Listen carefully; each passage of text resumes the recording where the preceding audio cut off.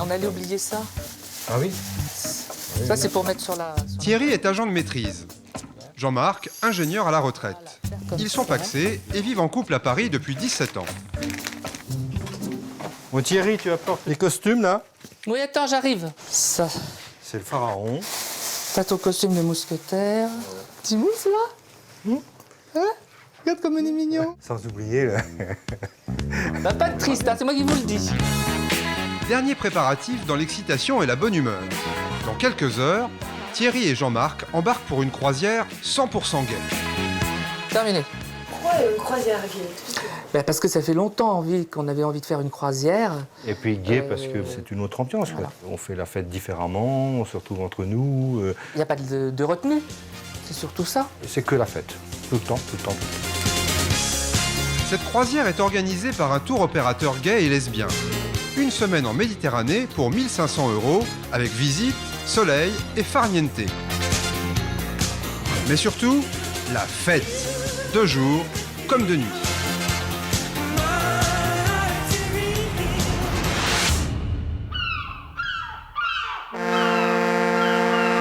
Marseille, dimanche 29 août, c'est le grand jour du départ.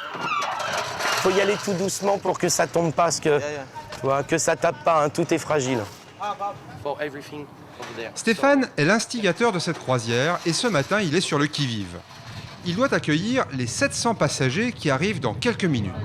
J'aime bien tout surveiller pour voir si tout se passe bien. Dans 1h30, je suis devant la passerelle. Pour accueillir les clients, je veux que derrière moi, tout soit nickel. La croisière se revendique 100% gay. Car pour Stéphane, le secret du succès, c'est assumer sa différence. Comme les gens arrivent par là, je veux absolument qu'ils voient la banderole ici. Parce que si on la met là-bas, elle est trop loin. La banderole, c'est important.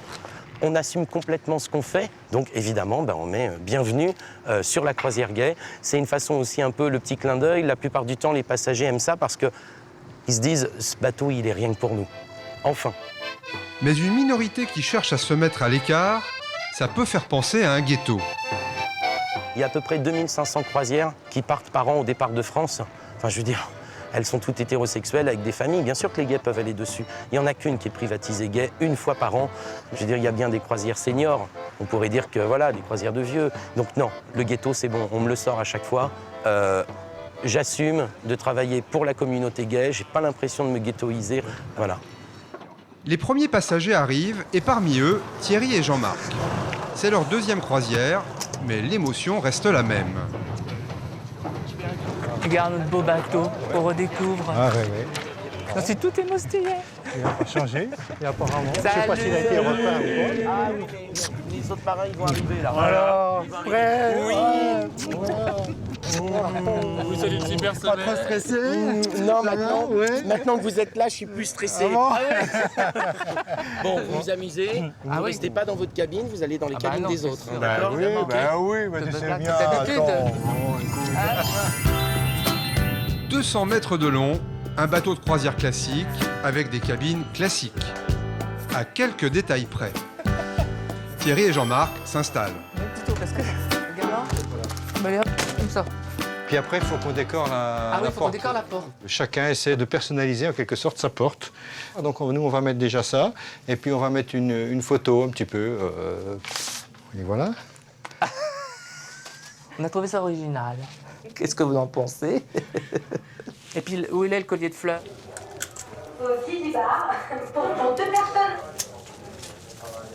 Sympa comme ça. Christophe est un client de la première heure. Il connaît bien les petites fantaisies propres aux croisières gays.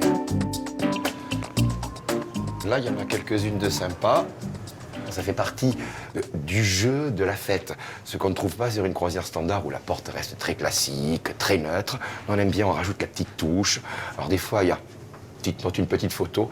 Et il y en a certains, ils se lâchent. Celle-là, ça c'est très dans le style bien homosexuel, bien gay. Il y en a quelques-unes, c'est plus tendresse, on sort la petite peluche. Mais il faut tout le temps qu'on ait la photo du torse de l'homme, on aime bien. Mais aussi des petits mots plus coquins. Ça, c'est une invitation. Ben tiens, là, nous avons un numéro de cabine qui est affiché d'ailleurs. Ah, ben voilà, Les invités qui sortent de la cabine. Jolie petite déco, hein. Je signale à certains qu'il y a des numéros de cabine qui sont notés dessus. Hein. Ça, c'est notre côté festif ouvert.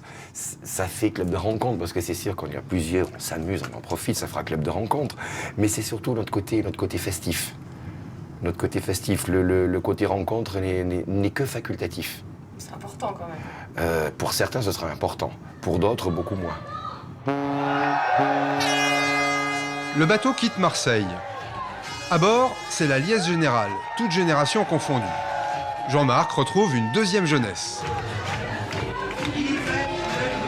On part du port, là, on est détaché à la limite presque de la terre, de la même façon, on est détaché complètement, on est dans un univers à nous. Et vraiment, là, c'est extraordinaire parce qu'on va pouvoir faire ce que l'on veut, se coucher quand on veut, aller danser, etc. Bon, c'est formidable.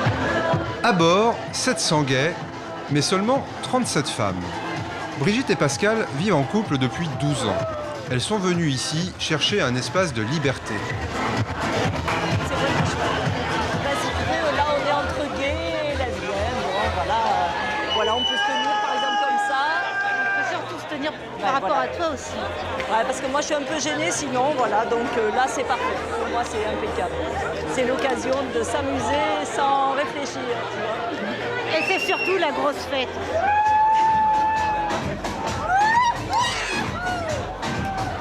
Après le coucher du soleil, tout le monde se retire dans les cabines pour se préparer. Car à bord, toutes les soirées sont costumées. Pour ce premier soir, c'est le bal des vampires. Brigitte et Pascal ont tout ce qu'il faut dans leur valise. Le plus possible vampiresque, mais... Non, nous, on aime bien ça, les fêtes costumées. Puis on a préparé quand même, hein, parce que dès qu'on a eu le programme, on a commencé à voir un peu pour les costumes, quoi. Avis à tous les passagers. Rendez-vous vers 20h. Je vous attends tous. Le déguisement fait partie de la culture gay. Et à bord, tout le monde se prête au jeu. D'ordinaire, les communautés gays et lesbiennes se mélangent peu. Cette croisière leur permet de se rapprocher. Brigitte et Pascal dînent ce soir avec Xavier. Genre des croisières qui sont mélangées autant les filles et les garçons. Ouais, c'est particulier, c'est une amitié de longue date, 18 ans qu'on est amis. Sinon, bon, c'est vrai que dans le marais, entre nous, il y a les bars pour les filles, les bars pour les garçons. C'est quand même plutôt des soirées, je sais pas, de temps en temps mixtes, mais nous, on fait beaucoup de soirées entre copines, quoi. C'est assez bête. Et l'avantage de cette croisière, c'est qu'il y a une mixité, enfin une mixité. Et puis justement, on peut créer des liens. Au moins, on sait qu'elles ne draguent pas les filles quand on leur parle. Allez, à notre croisière, à notre amitié, oui, à notre amour, à notre croisière.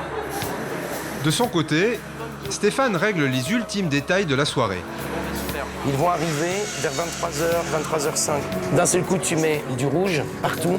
Et ensuite, on commence par Michael Jackson, Thriller remixé. Et après, vous me faites péter la baraque. Le paradis, t'imagines, on est en pleine mer, là, on est libre de tout.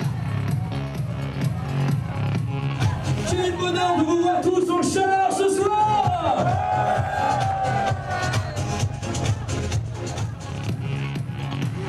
Thierry, Jean-Marc, Pascal et Brigitte feront la fête jusqu'à l'aube.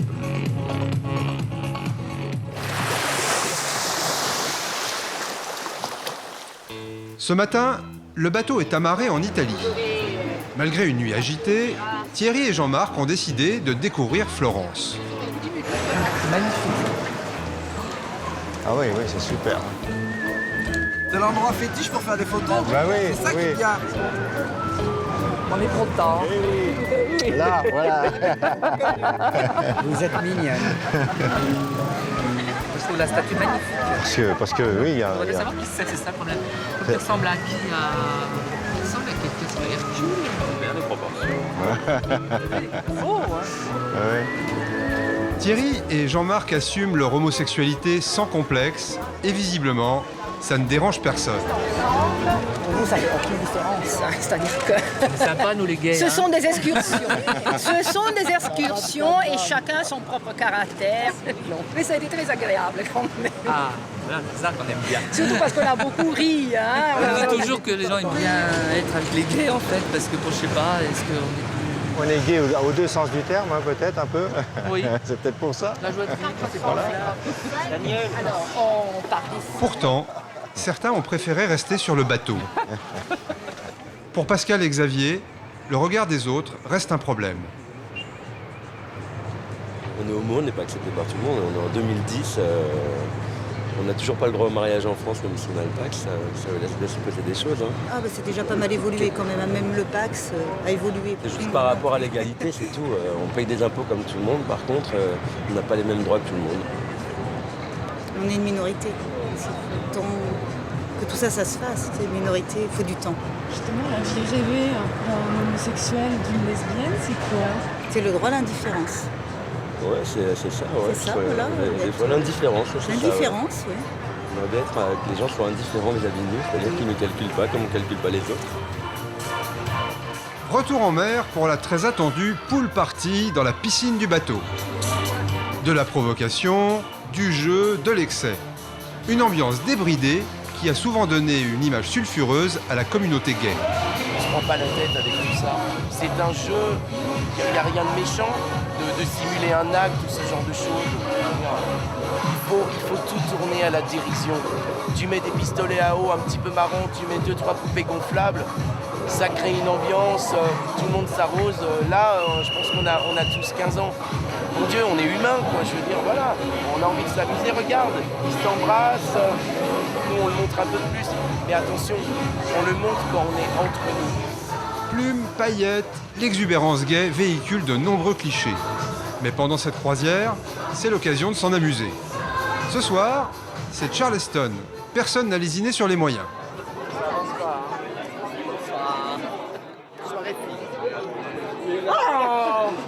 Thierry et Jean-Marc ne font pas exception. J'ai pas l'habitude de m'habiller comme ça, hein. Ça c'est sûr. J'ai fait un gros effort. Ravissante, à croquer. Bonsoir chérie, la croisière s'amuse, ça se voit pas? Je vous avais dit qu'il y aurait des paillettes, du strass, des plumes. Là, on est dans la pure tradition de croisière avec une nouvelle fois la petite touche d'extravagance. À tout à l'heure. Tout à l'heure, au revoir. Au milieu de cette joyeuse assemblée, quelques couples hétérosexuels. Et pas n'importe lesquels. La famille de Stéphane. Je vous présente mes parents. Donc ma maman, mon papa, mon frère, sa femme, ils m'ont fait l'énorme surprise de s'inscrire 2 semaines avant sur Internet sans que je le sache. Je l'ai découvert 48 heures avant. Et on regrette rien. Bon, ça vous plaît, le spectacle, vous avez aimé? Super. Tout nous plaît, Stéphane, T'as été pas, t'as tout réussi, tout. Et merci de cette surprise parce que j'étais super content. Et nous, on est fiers de lui. Quand j'ai dit à mon père que j'étais gay, j'avais 17 ans. Il m'a fait la gueule pendant 8 jours. Ensuite, il m'a laissé vivre ma vie. Et 20 ans plus tard, il est inscrit sur la croisière que j'organise. Qu'est-ce que je pouvais espérer de mieux? Les parents de Stéphane n'ont connu que des croisières classiques. Pour eux, celle-ci est une révélation. Eh bien, c'est une croisière par rapport à celle que l'on a fait l'année dernière, beaucoup plus animée. C'est quelque chose d'intense. Il fallait qu'on vive quand même avec notre fils. Je suis plus heureux des papas. Je suis fier de ce qu'il fait, de ce qu'il apporte aux gens. Pour moi, il est puissant. Comme la croisière. Tout est décalé, tout est à outrance, tout est extravagant. Même l'équipage nous a dit qu'ils n'avaient jamais vu ça. Et que eux, même les prochaines croisières, pour eux, ça allait être très long, ils ont dit. On ne bouge pas pendant la photo. Oh là là, j'ai des mains qui me touchent les fesses.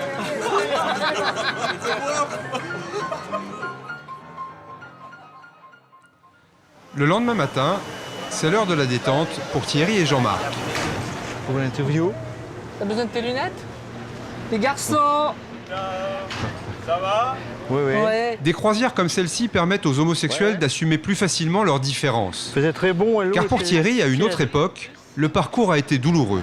Moi, j'ai toujours su que j'étais homosexuelle. Toujours. J'ai même l'impression d'être née comme ça parce que j'avais plaisir à être avec les filles, beaucoup plus qu'avec les garçons. Bon, les garçons souvent me traitaient de mots, leur PD et tout ça, mais moi à l'époque je ne savais pas ce que ça voulait dire. Je me suis fait insulter un peu de tous les côtés. Mais bon, malgré tout, j'en ai retrouvé après qui m'ont dit « Thierry, de toute façon, nous on t'aimait bien, que tu sois ou pas homosexuel, c'est pas grave. » Et ça fait du bien. De leur côté, Brigitte et Pascal ont décidé de faire du shopping en Tunisie. À bord, elles peuvent vivre leur amour au grand jour. Mais à l'extérieur, Brigitte préfère rester discrète. On fait super attention. J'aime pas trop comme ça, en dehors d'un milieu gay, voilà, m'afficher, disons. Moi, je suis pas trop à l'aise avec ça, c'est vrai. Bon, ça nous est arrivé 1 ou 2 fois de se tenir par la main.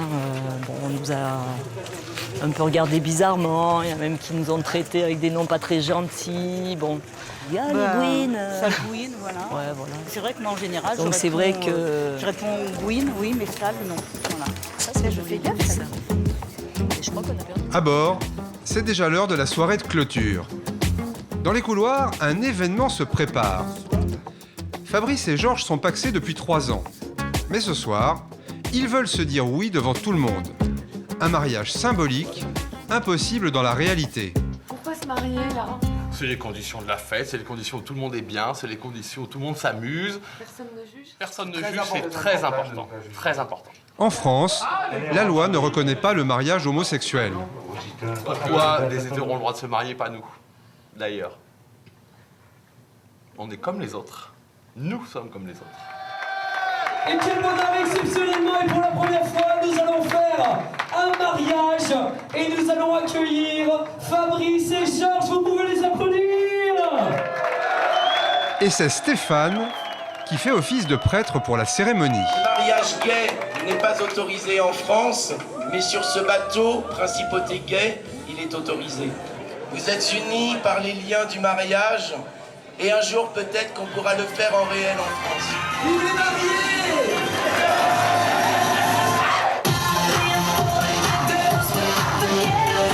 J'ai fait ça, c'était simplement pour un petit clin d'œil en disant au gouvernement, faut peut-être se réveiller un petit peu.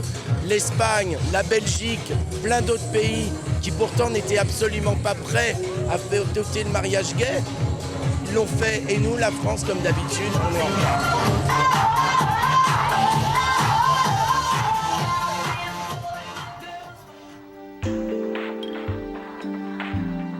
Fin de la croisière. Dans 2 heures, le bateau arrive à Marseille. On sent la fin, là. Un peu plus la fin quand on enlève la décoration de la porte, parce que bon, là... Pour Thierry et Jean-Marc, c'est le moment de faire des valises. Ben oui, c'est le retour un petit peu dans la vie, bien sûr, dans plus la réalité des choses, quoi. Bon, c'est le travail pour certains, c'est... Bah oui, c'est la fin, hein. C'est la fin, bon... Mais qu'il y en ait une fin. Voilà. Voilà. Bon. Les passagers débarquent. Pour Brigitte et Pascal, c'est le moment des adieux.